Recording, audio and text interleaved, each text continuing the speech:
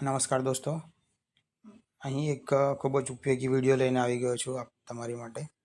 નિપુણ ગુજરાતમાં આપણને ઘણા બધા પ્રશ્નો મૂંઝવતા હશે અને 10 તારીખ સુધી આપણે આપણી સર્વેની એન્ટ્રી પૂર્ણ કરવાની છે.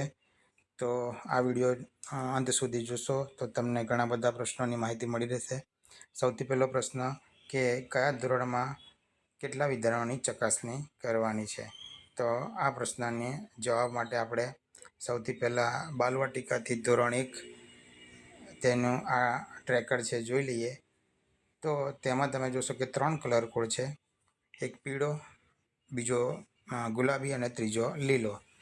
તો જે પીળા કલરનું ટ્રેકર છે એમાં 6 વિધાન છે.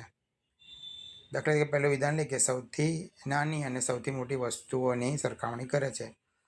તો બાલવાટિકાના જે શિક્ષક મિત્રો છે એમને માત્ર હાલ 6 વિધાનો પર જ કામ કરવાનું છે, જે પીળા રંગના છે, અને એની જ ચકાસણી કરવાની છે. ત્યારબાદ ગુલાબી રંગના જે વિધાનો છે એની સંખ્યા 16 છે. મતલબ કે જો પહેલા ધોરણના શિક્ષક હશે તો પીળા 6 અને 16 ગુલાબી એમ કરીને તે લોકોએ 22 વિધાનો પર કામ કરવાનું છે અને તેમાંથી જે વિધાનોમાં બાળકોને આવડે છે તેના પર ખરું કરવાનું છે. ત્યારબાદ લીલા વિધાન આપેલા છે, લીલા કલરના, જે માત્ર બીજા ધોરણ માટે લાગુ પડતા હોય તેવા વિધાનો છે. તો એની સંખ્યા 8 છે. તમે ટ્રેકરમાં ગણશો તો 8 વિધાનો છે.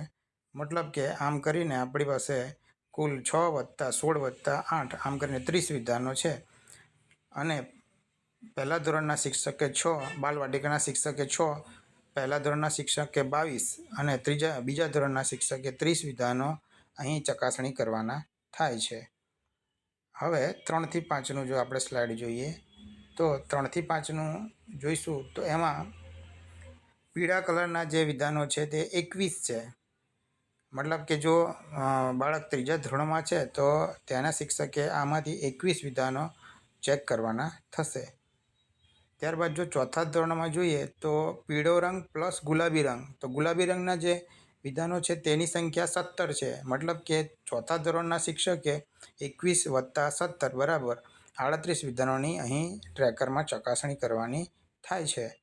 અને ત્યારબાદ જો 5મા ધોરણની વાત કરીએ તો લીલા રંગના વિધાનો પણ તેમાં ઉમેરાય છે. મતલબ કે તેમાં 18 વિધાનો લીલા રંગના છે. આમ કરીને કુલ મળીને 56 વિધાનો થાય છે. એટલે કે આપણું જો છેલ્લું વિધાન જોઈશું 56 વિધાનનું છે. આમ 3 થી 5માં 56 વિધાનોની ચકાસણી 5મા ધોરણ સુધી કરવાની થાય છે. હવે આપણે બીજો પ્રશ્ન લઈએ.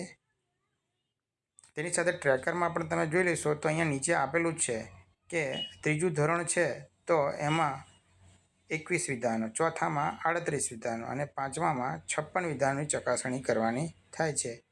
અને નીચે ટ્રેકરની નીચે જે આપ્યું છે તેમાં 30% કઈ રીતે ગણવા, ત્યારબાદ પ્રગતિશીલ માટે 31 થી 79% કઈ રીતે અને 80%થી ઉપર એટલે કે નિપુણ બાળક કઈ રીતે કરવા એની પણ ત્યાં માહિતી આપેલી છે. હવે આપણે બીજો પ્રશ્ન લઈએ.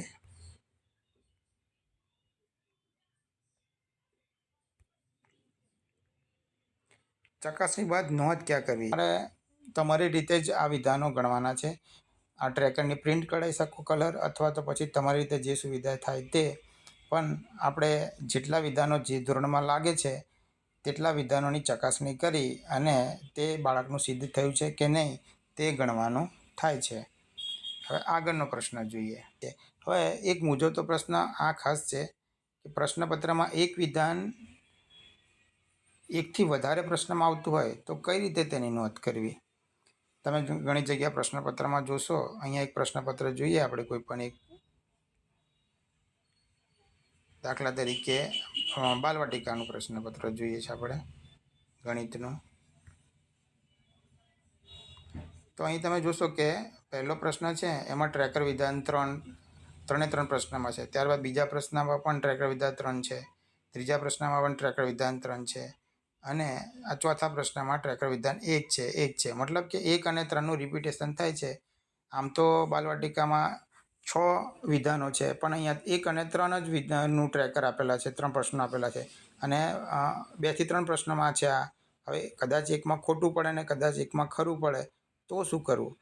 તો બાળકને મોટાભાગના પ્રશ્નોના જવાબમાં સાચું હોય તો આપણે તેમને ખરું આપી દેવાનું છે. તો દરેક ધોરણમાં આ રીતે પ્રશ્ન હશે કે એક કરતાં વધુ વાર એકનું એક વિધાન આવતું હશે. દાખલા તરીકે આ ચોથા ધોરણનું આપણે પેપર ખોલ્યું છે, તો અહીંયા ટ્રેકર વિધાન 1, 2, 3, ટ્રેકર વિધાન 1, 2, 3 ઘણી બધી વાર આવે છે. એ રીતે ટ્રેકર વિધાન 4 પણ ઘણીવાર આવે છે. તો એકથી વધારે વાર આવવાની શક્યતા રહે જ છે, પણ આપણે બાળક જેટલા પ્રશ્નોમાં વધારેમાં વધારે પ્રશ્નો જવાબ સાચા આપ્યા હોય તો તેને આપણે ખરું આપી દેવાનું છે. હવે બીજો પ્રશ્ન જોઈએ. 3 વિભાગમાં આપણે વેચી તો લીધા, પછી નક્કી પણ કરી લીધું કે આ બાળક મારું ઉદયમાન છે, આ નિપુણ છે અને આ પ્રગતિશીલ છે. તો તેની એન્ટ્રી ક્યાં કરવાની થાય છે? તો તેની એન્ટ્રી આપણે સ્વિફ્ટ ચેટમાં કરવાની થાય છે. સ્વિફ્ટ ચેટમાં તમે લોગિન થયા બાદ ત્યાં તમને ગુજરાતી અને ગણિતના 3 ઓપ્શન આવશે. તો એ સ્વિફ્ટ ચેટમાં તમારે દરેક બાળકની તે ગુજરાતીમાં કેવું છે અને ગણિતમાં કેવું છે તે નક્કી કરવાનું થશે. આ પછી આપણે નક્કી કર્યા પછી આપણું આગળનું આયોજન શું હોઈ શકે? તો જો બાળક ઉદયમાન અને પ્રગતિશીલ હશે તો તેની ઘણી બધી વિધાનોમાં ક્ષમતા કાચી હશે. તો આપણે તે બાળકોને